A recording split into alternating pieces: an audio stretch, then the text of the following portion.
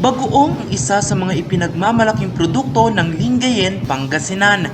Kaya tuwing Marso, ipinagdiriwang nila ang Bagoong Festival. Ngayong araw, nakiisa ang mga opisyal at mga residente ng bayan sa isang motorcade. Nagsimula ito sa Lingayen Baywalk at nagtapos sa Lingayen Civic Center. Dito, sinalubong sila ng masayang mga tugtugan. Dito na rin formal na binuksan ang pagdiriwang. Pinangunahan ito ni Lingayen Mayor Leopoldo Batawil. To all of you, people of Lingayen, my special thanks. I am the most inspired person to speak today.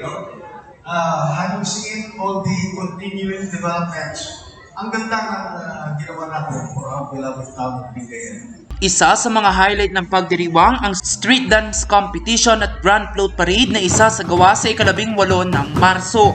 Magtatagal ang pagdiriwang hanggang sa huling araw ng buwan. Jose Robert Inventor para sa Luzon Headlines.